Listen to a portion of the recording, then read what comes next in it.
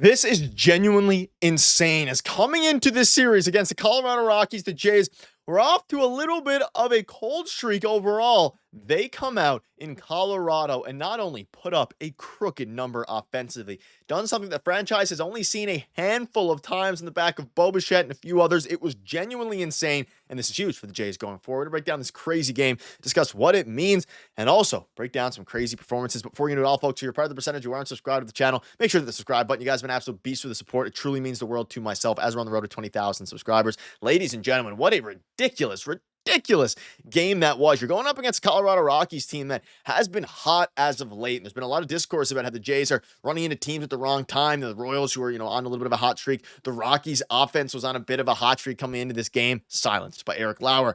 But boy, oh boy, did the Toronto Blue Jays do, a lot in this game. 25 hits, ladies and gentlemen. You are reading that right. And if you missed the game, I'll break it all down, which is a lot to break down. 25 hits. It all started off with Nathan Lukes in the first batter of the game, hitting a double and scoring a single from Bichette. And obviously, this game, let's go through him first. Nathan Lukes, 4 for 3, or 3 for 4, really good and very encouraging coming off of what was, it's been a pretty rough stretch for Nathan Lukes. I think he was 3 for his last 30 or something coming in this game, something like that. Don't quote me on that. But against the Orioles, against the Royals, the offense in general for this Toronto Blue Jays team was scuffling. And if there is a team to start getting your mojo back, it is the Colorado Rockies. Lukes, 3 for 4. Bichette, 3 for 6 with 6 RBIs, just 2 home runs. Crazy game for Bo. Vladdy, 1 for 5, scuffling a little bit. We saw some frustration after a pop out or a fly out, whatever it was. I don't even remember. There's so many hits, and he was showing off his frustration. Hopefully he gets it back. Ty France coming in as a defensive replacement, gets a base knock. Berger, 2 for 5 with a nice little infield single and a missile single. Alejandro Kirk, really good, 2 for 5 as well. Dalton Varsho, finally. Again, for Dalton Varsho, if he can start to get his power stroke back, that's what this team was missing in the bottom of the lineup. I want to talk about that for a minute. This Blue Jays team without Dalton Varsho, yes, they had the defensive abilities, in the outfield, even Miles Straw. What was missing, though, in that 6 to 9 range was a guy who can just hit bombs and hit for power, mash, nukes. That's what Dalton Varsho does, and he hit an absolute moonshot, 451 feet, and obviously, you're in Coors Field. It was a crazy home run, but he went 2 for 5. And again, if he can start to just get his power back, that lengthens this lineup tenfold. And obviously, this is without George Springer. This is without a lot of guys.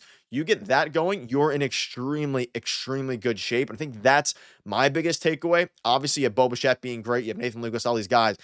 Dalton Varsho, since returning, was 0 for 8, wherever he was. He now, if he can start to hit home runs again and just find that power stroke, what he had prior to the injury. It's late, guys. It was a late game. That's going to be huge. Obviously, Ernie Clement as well. I cannot understate him. 5 for 6, absolutely ludicrous. Coming off of a very cold, game yesterday, and just a cold series against the Royals, and he was really struggling in the month of July there, towards the end of it in early August.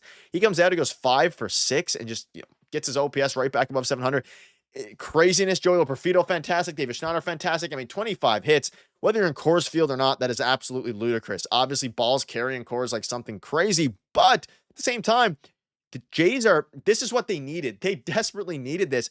And this is huge because this now can hopefully, assuming they take care of business tomorrow and things like that, can, surge them into the series against the Dodgers. And speaking of surging, Eric Lauer, I don't even know what to say. 1 earned run in Coors Field is absolutely bonkers, absolutely ludicrous. Like, balls fly out of Coors, right? And obviously, I keep saying that because it's true. For Eric Lauer to have a 2.59 ERA, the best in the rotation, has been the best starting pitcher, one of the best starting pitchers in the American League, one of the best in the American League East, one of the best in baseball, the best in the Toronto Blue Jays. For him to come out and do what he did today, it's truly incredible. And again, the Rockies aren't some fantastic team. They, they're terrible, right? Ultimately, but their offense has been really good. And they put up some numbers against Paul Skeens. For Eric Lauer to come out, who's 7-2 now, put up 1 earned run, absolutely huge. Braden Fisher, Mason Flaherty, shout out to Mason Flaherty being able to get through a couple innings there. They didn't have to use any of their high leverage guys. Braden Fisher, he probably should be a high leverage guy. Gary Rodriguez has pitched in 5 or 6 days now. They said in the broadcast that they wanted him to pitch. John Schneider did, but you're up by so much, you got to save him for tomorrow. I mean, just an incredible showing and one that really puts into perspective how crazy baseball is. Like the Yankees also completely choke a lead today. So you gain a gain on the Yankees, but the Red Sox are on an absolute tear right now. They won earlier in the day, but that's fine. Obviously, the Red Sox are the team you're worried about now with the Yankees struggling without Aaron Judge. The Jays are in a very good spot. These are the games you have to win. And of course, you're coming off a bad series against the Royals, a bad series against the Orioles. You have to, you know, just kind of calm the storm a little bit, plug the holes that you have. Yes, you're going to lose baseball games. Baseball's super weird. The Jays were hot for 2 months straight. Then they go out, they start losing some games against bad teams while the Red Sox get hot. And I'm sure eventually the Red Sox this year will get cold at a bad time before the postseason starts and things like that. Like things like that happen. But to be able to come back after a, kind of a heartbreaking series and definitely a discouraging series against the Royals, at least to the fans, and to put up 25 hits, 15 runs, win 15-1, it's huge for team morale. It's huge for, fan morale. It's also huge that Bichette got his first 6 RBI game in the MLB. And Bichette's getting hot at the right time. If Vladdy can figure his stuff out, which he absolutely, hasn't been, after over the last little bit, especially power-wise, this team is going to be scary. You add Varsho in the lineup, a power bat. You add George Springer back here soon. You have Alejandro Kirk, the difference he makes. And not just to the offense, the starting pitching staff. And I don't know what the exact numbers are and whether, studies show or not that, the catcher behind the plate matters a lot. Yes, Kirk is one of the best framers in baseball, best, caught stealing catchers in baseball.